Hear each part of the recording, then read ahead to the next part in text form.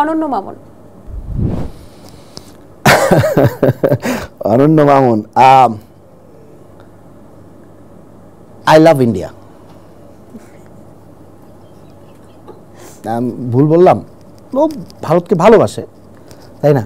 বাংলাদেশকে ভালোবাসে না? না, বাংলাদেশকে হতে পারে, বাট ইন্ডিয়াকে বেশি ভালোবাসে। বাংলাদেশকে বললে হতো আমি বাংলাদেশ ভালোবাসি, আই লাভ ইন্ডিয়া। সে ইন্ডিয়াকে ভালোবাসে, ইন্ডিয়াতে কাজ করে, ইন্ডিয়ান ছবি আনার ব্যাপারে তার অবদান সবচেয়ে বেশি। So I love India. Ashfaq Nipun. আচ্ছা, বাংলার চেয়ে। কেন? ওকে আমি দেখছি সব ব্যাপারেই, মানে আজকে থেকে না, অনেক আগের থেকেই খুব বিপ্লবী ইয়েটা ওর মধ্যে কাজ করে। এবং আমার মনে আছে আমি ওকে একবার ফোন করে মানে এলিটাকে বলছিলাম যে নিপুণকে বলো, ওর নামটা আমি একটা লিস্টে দেখছি, ওকে একটু ইয়ে, বাট ও থামে নাই। সো বাংলার চেয়ে। আরশাদ আদনান।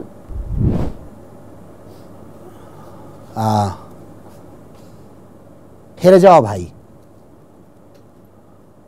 কারণ এই যে ভাই ব্যবসাটা তোমাদের ওই যে সেই আইজমত ভাই থেকে সবাই তো কয়েকদিন পর পর ভাই আসে, তারপর ভাই তো চলে যায়, হেরে যায়। এটা কেউ জিততে পারে না, কেউ থাকতে পারে না। 2 দিন পর একটা করে ভাই আসে, তারপর চলে আসে, এর পিছনে অনেকগুলো দৌড়াদৌড়ি করে, তারপর শেষ। সো হেরে যাওয়া ভাই। তাহলে তার সমর্থকরা? তার সমর্থকরা তখন আরেকটা ভাই খুঁজে নেয়। মানে ওনাদের কি দায়িত্বটাই হচ্ছে ভাই খোঁজা? ওরা ভাইয়ের আন্ডারে থাকতে পছন্দ করে, ওরা ভাই ভাই ভাই ব্যবসা, হ্যাঁ, ছত্রছায়াটা তোদের খুব পছন্দ। অমিতাভ রেজা।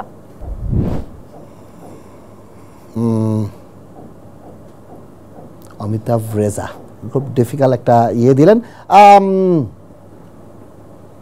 দার্শনিক, দার্শনিক, উনি একটা দার্শনিক লেভেলে চলে গেছে আমার কাছে মনে হয় অমিতাভ ভাই। না, আমার কাছে মনে হয় যে উনি একটা দার্শনিক লেভেলে চলে গেছে। কারণ আচ্ছা, ব্যাখ্যা করবেন? না, ব্যাখ্যা না, অবশ্যই ব্যাখ্যাটা হচ্ছে যে ভাইকে, ওনাকে আমি দেখি যে সব কিছুই সিনেমা নিয়ে যখনই কোনো ধরনের গুরু গম্ভীর কিছু হয় তখনই উনি খুব ইয়ে করে ওইখানে চলে যান। তো স্বাভাবিক, যেই লোকটা দার্শনিক, আমি জীবনে দার্শনিক হতে পারবো না, কারণ দার্শনিক হওয়ার একটা প্যাটার্ন আছে। হ্যাঁ, তো ওনার মধ্যে ওই প্যাটার্নটা আমি লোক ইয়ে করি, দার্শনিক। আব্দুল আজিজ। আব্দুল আজিজ, আচ্ছা, লুটেরা। টপ 5টা নেমে রিন খেলাফির নেমে ওনার নাম আছে, লুটেরা। দেলোয়ার জাহান ঝন্টু। দেলোয়ার জাহান ঝন্টু না, ঝন্টু ভাই, ঝন্টু ভাই, ঝন্টু ভাইকে দিব যে সর্পরাজ কেন অবসরে? কারণ উনি সাপ নিয়ে আর এখন ছবি বানায় না, ওনার ওইটা দিয়ে সবচেয়ে বেশি হিট, মানে ইয়ে, তো উনি একটা সাপ নিয়ে ছবি বানাবে না এই বর্তমান যুগে এসে, তো সর্পরাজ কেন অবসরে? আচ্ছা আচ্ছা, অবশ্যই আপনার পরামর্শ শুনে তিনি খুব দ্রুত এটা নিয়ে একটা সাপ নিয়ে, একটা শেষ সাপ নিয়ে ছবি বানানো উচিত না? কারণ ওনার তো ওইটাই মানে এক একজনের সিগনেচার। হ্যাঁ ভালো হবে নাকি? হ্যাঁ, সমস্যাই যে একটা জেনজি টাইপের সাপ উড়ে উড়ে আসলো, এসে শাহবাগে নাচানাচি করলো, তারপর একটা সরকারের পতন হলো, এটা এরকম একটা কিছু একটা করলে খারাপ হতো না কিন্তু। আচ্ছা, মুস্তাফা সরোয়ার ফারুকী। মুস্তাফা সরোয়ার ফারুকী, আচ্ছা, পরিচালক কেন নেতা নয়? আচ্ছা, মানে আপনি নেতা হিসেবে দেখতে চান তাকে? না, ওনার কার্যবিধিটা তো যদি আপনি অ্যানালাইসিস করেন, উনি একটা নেতা, ওনার একটা ভাই ব্রাদার আছে, উনি সব কিছুতে একটা প্রপার একটা সিন্ডিকেট মেনটেন করতে পারেন, তো ওনার আসলে নেতা হওয়া উচিত। সো এটা আমার কাছে মনে হয় যে ওনার যেই লোকটা এরকম একটা ইয়ে মেনটেন করতে পারে এবং ওনার স্টেপগুলা খুবই ক্যালকুলেটিভ এবং খুবই সো ওনার নেতা হওয়া উচিত না? নেতা হওয়া উচিত তো যার মধ্যে যে নেতৃত্ব দিতে পারে তারই তো নেতা হওয়া উচিত। ভাইয়া, এবারে রাজনৈতিক ব্যক্তিত্ব, তাদেরকে নিয়ে যদি আপনি সিনেমা বানাতেন, মেইন ক্যারেক্টারে যদি অভিনয় করতো, তাহলে সেই সিনেমার নাম কি হতো? জুনায়েদ পলক। টোট্যাং চিনেন তো? না, টোট্যাং চিনেন না? টোট্যাং হচ্ছে ওই যে তক্ষক আছে না, এটাকে কুমিল্লার ভাষায় বলে টোট্যাং। আচ্ছা, তো জুনায়েদ আহমেদ পলককে দেখলে, আমার কুমিল্লার ভাষায় 2টা টোট্যাং ছিল, দেখলে আমার টোট্যাং এর কথা মনে, তো ওই জন্য আমার নাম হচ্ছে মার্ক টোট্যাং। টোট্যাং টোট্যাং এভাবে ডাকে আর কি, সো মার্ক টোট্যাং। আচ্ছা, হাসান মাহমুদ। 24-এর টুপিওয়ালা, আপনি দেখবেন সবসময় টুপি পরে, ওর টুপিগুলো দেখছেন, মানে এমন কতগুলো খ্যাত টুপি, তো 24-এর টুপিওয়ালা। সালমান এফ রহমান। আচ্ছা, সালমান এফ রহমান। আমার দাড়ি গেল কই। মোহাম্মদ আলী আরাফাত। 7 মিনিটে শেষ। 7 মিনিটে খেলা শেষ আর কি, বেচারা 7 মিনিট। আচ্ছা।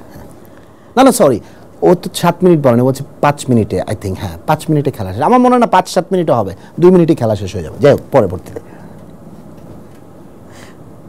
ওবায়দুল কাদের পালাবি কোথায়? উনি এখন কোথায় আছেন? উনি এখন আমার যদ্দূর হিসাব বলে উনি দেশেই আছেন। ফখরুল ভাইয়ের বাড়িতে? না, ফখরুল ভাইয়ের বাড়িতে না, বেচারার আমার মনে হয় উনি কোনো বান্ধবীর বাড়িতেই আছেন। বেচারার তো আমরা জানি যে অনেক বান্ধবী ছিলেন, যা আমার মনে হয় কোনো বান্ধবীর বাড়িতেই আছেন। ওটাতে ওনার জন্য সেফ, তাই না? ওটা সেফ তো বেচারার। আর ওনাকে নাকি ঘুম টুম পাড়া দিতে হয় বেচারার, এমনি অসুবিধা। তো বান্ধবীর বাড়িতেই থাকাটাই আমার মনে হয়। মানে বান্ধবীর প্রোটেকশনে আছে। হ্যাঁ। আচ্ছা, বিচারপতি মানিক? কলাপাতার ছাগল। শেষে দেখেননি কলাপাতা শুয়ে আছে এমনি? মির্জা ফখরুল? বিএনপির ভদ্রলোক। সর্বশেষ ডিবি হারুন? টুনটুনিটা একজন বলে ফেলছে, এটাতে আমি এর জন্য যেতে চাচ্ছি না, বাট আমি এটা বলতে পারি যে পোস্ট অফিসের পিয়ন। কেন? এটা থিমেটিক, যারা বুঝার বুঝে নিবে। খান আতাউর রহমানের একটা খুব চমৎকার চলচ্চিত্র আমাদের হয়তো মনে আছে, আবার তোরা মানুষ হও। সম্প্রতি দেখেছি আপনি সেটা নিয়ে স্ট্যাটাস দিয়েছেন, এবং কিছু চলচ্চিত্র সংগঠন এবং অভিনয় শিল্পী সংঘের কিছু সংঘটাকে আপনি আবার মানুষ বলেছেন, এটা কেন আসলে? খুব সিম্পল। অভিনয় শিল্পী সংঘ, চলচ্চিত্রের 19 সংগঠন, বাফুফের সালাউদ্দিন, এই মানুষগুলা তো আসলে মানে এরা নিজেদেরকে আসলে মনে হয় এদের যে নেতৃবৃন্দরা যারা ফ্যাসিবাদী সরকারের দোসর ছিল, তারা নিজেদেরকে আসলে মানে তাদের তো লজ্জা তো নাই, তারা নিজেদেরকে মনে হয় ওরা হাসিনার থেকেও বেশি ক্ষমতাধর মনে করে, যে না আমরা ক্ষমতা ছাড়বো না, আমরা পদত্যাগ করবো না, আমরা কোনো ভুল করি নাই। তো ওদের ক্ষেত্রে আবার তোরা মানুষ, যেটা খান আতাউর রহমান বানিয়েছিলেন 71-এর পরবর্তী সময় যেসব মুক্তিযোদ্ধারা বা যারা দেশের মানুষকে যুদ্ধর পরবর্তী অবস্থায় এসে তাদেরকে লুটতরাজ করছিল, তাদেরকে নিয়ে বানিয়েছিলেন আর কি, যে তাদেরকে বলার জন্য যে আবার তোরা মানুষ। আমি ওনাদেরকেও বলতে চাই যে আপনারা যারা যা করেছেন সেটার জন্য ক্ষমা চান, সেটার জন্য অনুশোচনা করেন, এবং আপনারা মানুষ হন। দালাল থেকে মানুষ না, তারা দালাল। এখন মানুষের আগে তারা দালাল। মানে মানুষ হতে হলে আপনার ভিতর থেকে চাটার অভ্যাসটা বাদ দিতে হবে, আপনাকে দালাল বৃত্তি থেকে বেরিয়ে আসতে হবে। সো প্রকৃত মনুষ্যত্ব এই জিনিসগুলো থেকে অনেক বড়, সেই কারণেই লেখা যায় আবার তোরা মানুষ।